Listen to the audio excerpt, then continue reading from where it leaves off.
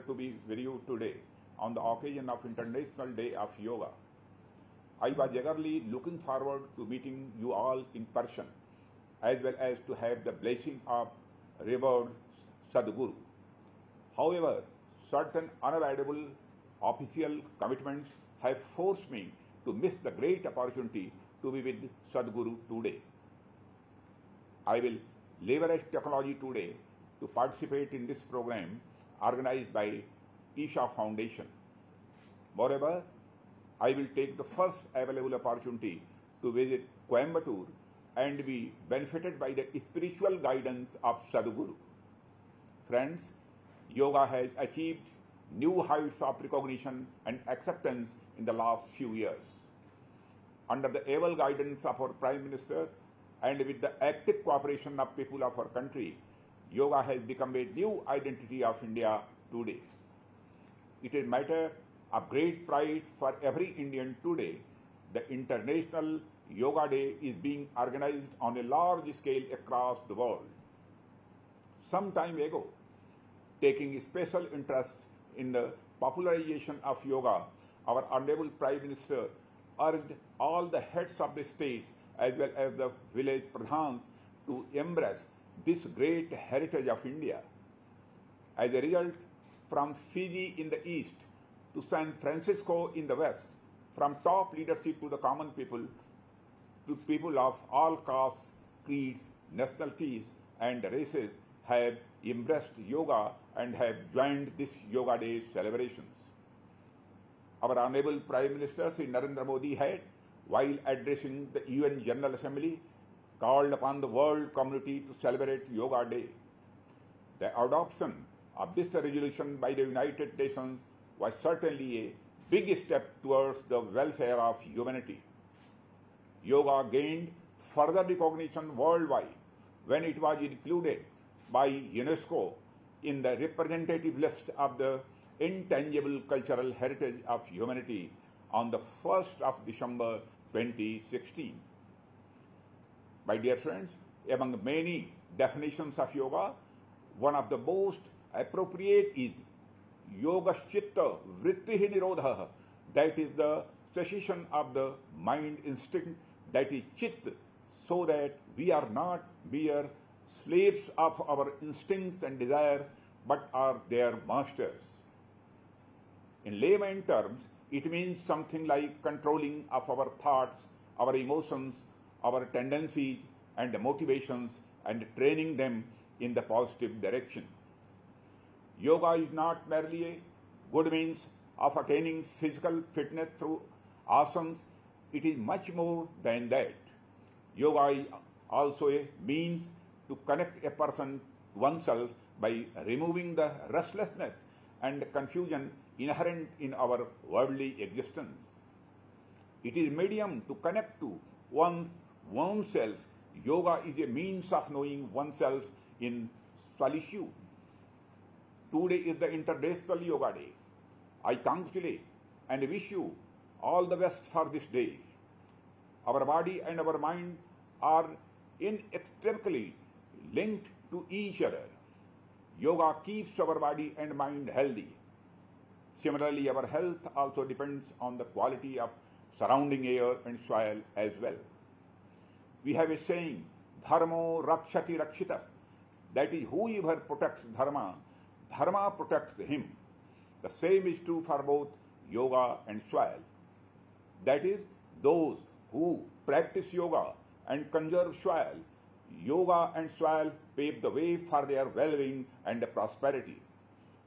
Friends, Guru has a very exalted status in our culture and tradition. He is given the status of Brahma, Vishnu, Mahesh and Parameshwar. The literal meaning of Guru is great.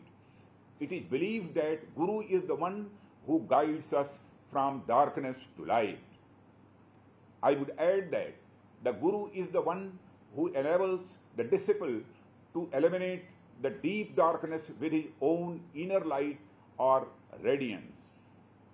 The Guru does not teach to run away from bad situations, but to conquer such bad situations by the power of his mind, word and deed. that is, by exercise of his willpower. Guru Vasistha and Guru Vishwamitra didn't try to shield Rama away from the darkness of unrighteousness, but taught him to face the forces of darkness, fight them, and establish righteousness in society. The same applies to transforming untruth into truth and transforming the fear of death of mortal body into the bliss of the immortality of our soul. I also look at Sri Sadguru in the same way.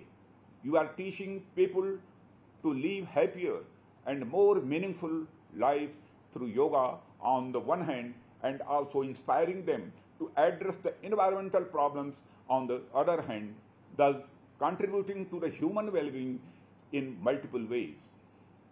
Friends, if you look at the history of humans, you will find that all the great personalities who have done the work of giving direction to our society have first gone through introspection and deep contemplation at their own individual level, and after attaining true wisdom, they have traveled from place to place to spread knowledge.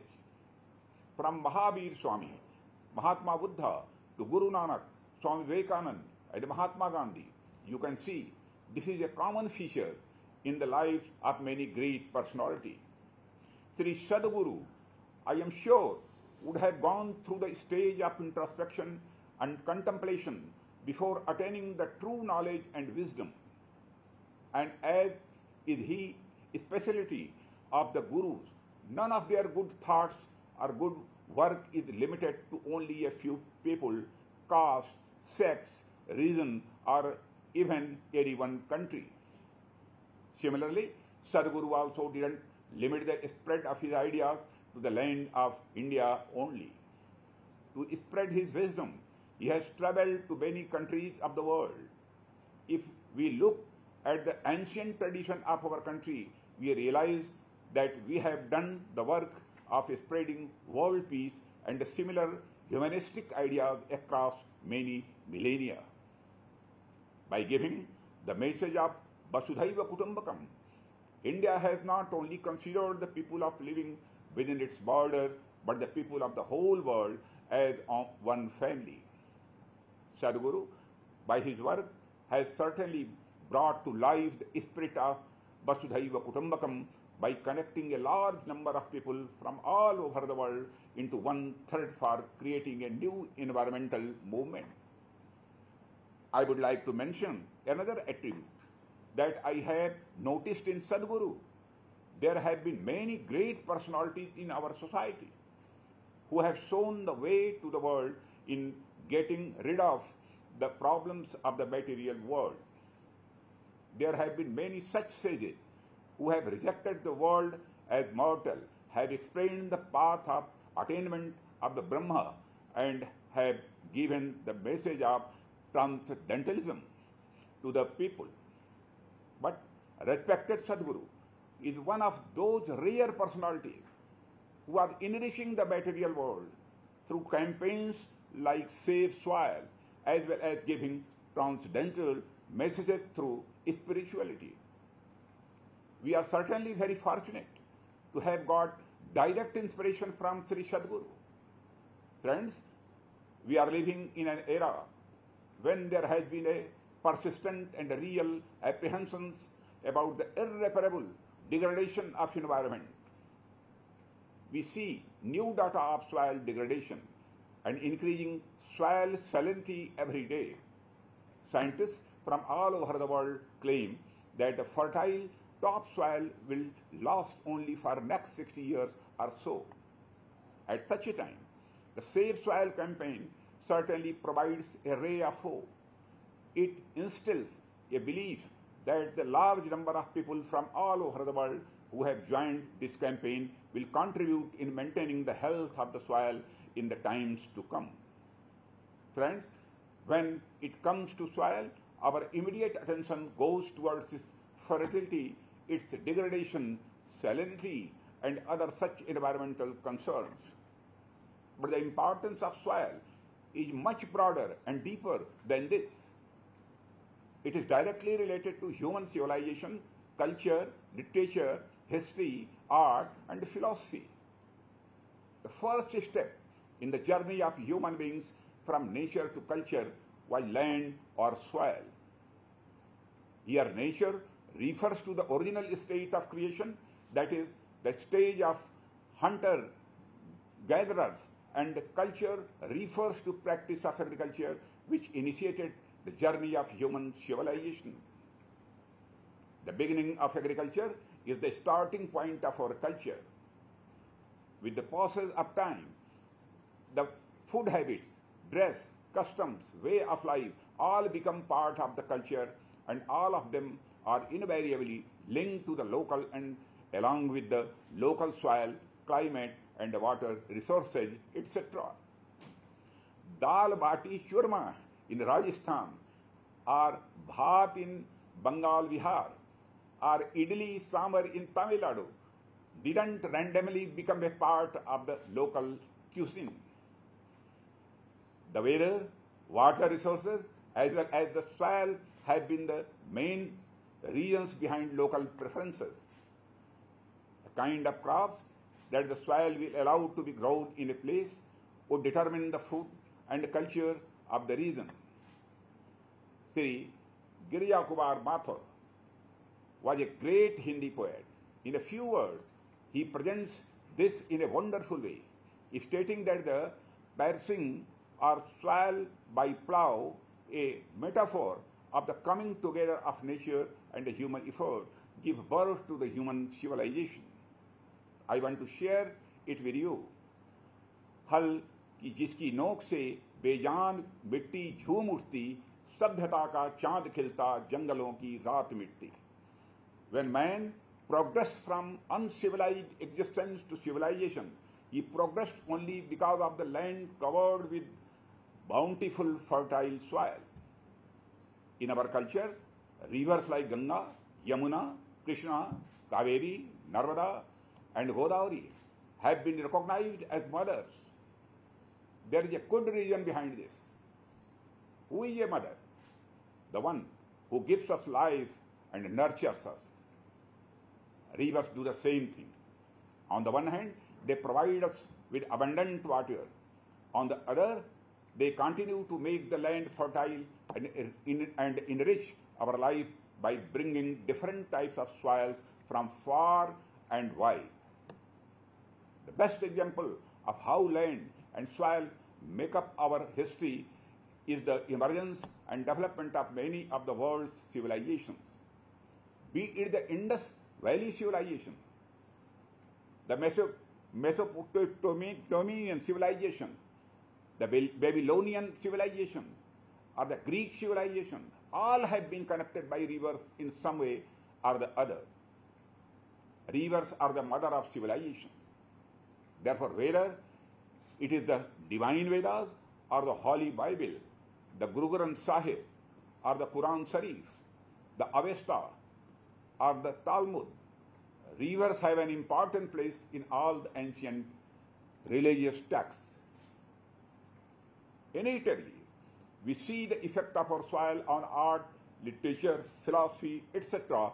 In fact, every aspect of life. There is a very close relationship between land and security as well. Such land, where soil productivity is high, there is peace and prosperity and less conflict. Whereas such land, where there is a lack of soil productivity and natural resources, there is a greater possibility of conflict and deprivation.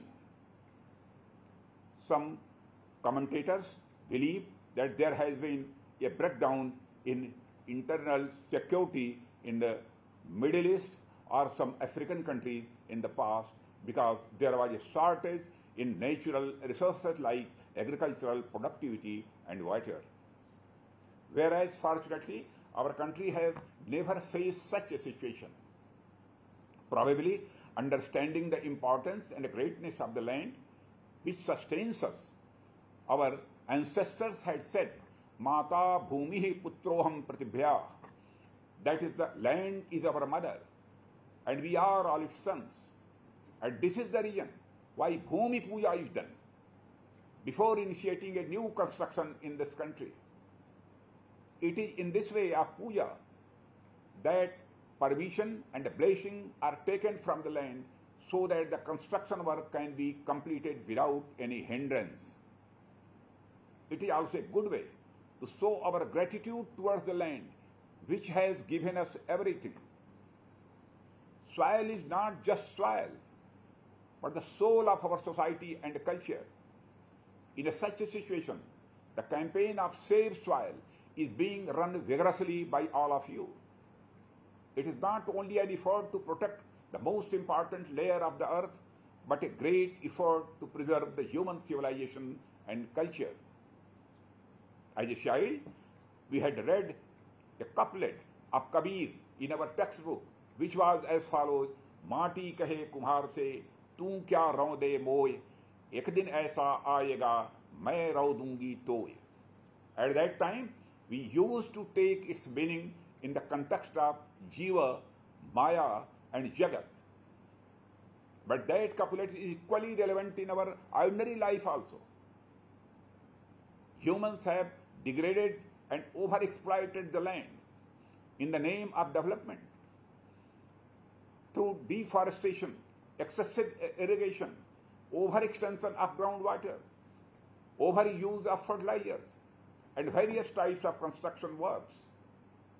We have either swallowed the land, depleted the soil, or left it as a wasteland. Just a few days ago, while releasing the data about the earth, the United Nations said that up to 40% of land is now degraded, which is affecting about half of the world's population. This is a big alarm bell for the entire humanity. The whole world needs to be aware of the deteriorating condition of soil and the necessity of taking appropriate soil conservation measures.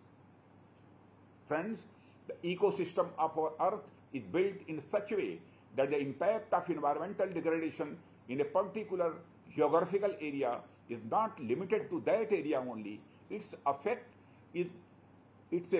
is much larger and even encompasses the whole world. Carbon emission is an example in point. Even if it is happening in one country, it definitely affects all other countries. That is why all the summits, conferences, conventions, and agreements regarding global environment protection, whether it is Rio Summit, United Nations Conventions to Combat Desertification, Climate Change Convention, Kyoto Protocol, or Paris Convention, they guide all the countries of the world in a similar way to act in unison. As a responsible nation, India, guided by its tradition and culture, has continuously striven for soil conservation. We have understood very well that soil conservation cannot be done by focusing only on the soil. Therefore, we have tried to conserve and increase all the other components related to it, such as afforestation, wildlife, wetlands, etc. Friends, it is well known to all of us that the solution of collective problems will also be possible only through collective efforts. Therefore, it is necessary today that we all try to protect the soil and environment and move together towards a better world. Knowledge of history is necessary for human life so that we can learn from it and give better direction to our future. We are such fortunate people that our culture evolved in the lap of Mother Nature. Even today, we wish not only for peace for humans in auspicious world, but also for the peace of earth, sky, water, air, fire, medicine, nature, that is entire environment and even peace itself. These are the edifying values of the land of India. Human civilization has progressed so far that it is neither possible nor advisable to go back into the past. But it is definitely possible that we should find new technologies in the field of science and make such innovations which will keep our eco-friendly values intact.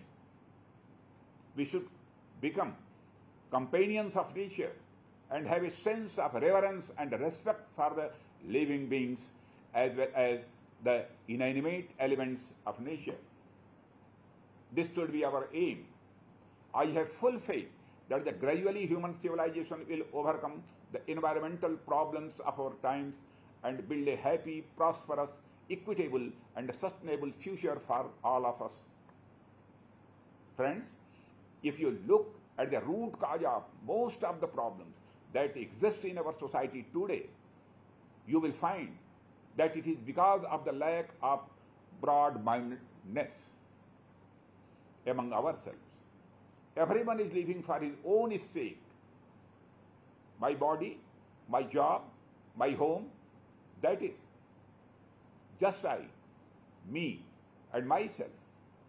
And this is the result of narrowness of the mind. To do such selfish calculations is the work of small-minded people.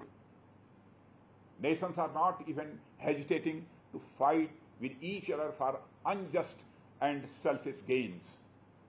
In such a situation, yoga is becoming more and more relevant for us today. Yoga teaches us to embrace the whole world by making our mind broad and liberal. It is said, Ayam nijah paroveti gadana laguchetsam udar charitanam tu vasudhaiva kutumbakam. It means, this is mine, this is his. Such is the thinking of narrow-minded persons. On the contrary, for the liberal people, this whole earth is like a family. The message given by our ancient sages thousands of years ago to humanity is equally relevant to the world today. Yoga is a great medium to spread this message of human fraternity. Finally, I extend my deep reverence and best wishes to respected Sadhguruji and the Isha family. Keep going like this, keep moving forward, keep making people aware of soil and environment, and keep making our valuable contribution to the preservation of human civilization and culture. My best wishes are with you. Thank you very much. Jai Hind. सदगुरु जी को मेरा पुनः शीश झुकाकर प्रणाम.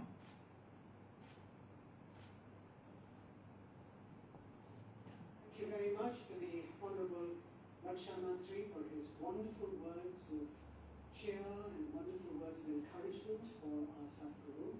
Ladies and gentlemen, we have Sadhguru with us now. We've been waiting for a long time to see him, and I'd like to request Air Marshal S.K. Indoria, Senior Air Staff Officer, to please accompany Sadhguru to the stage.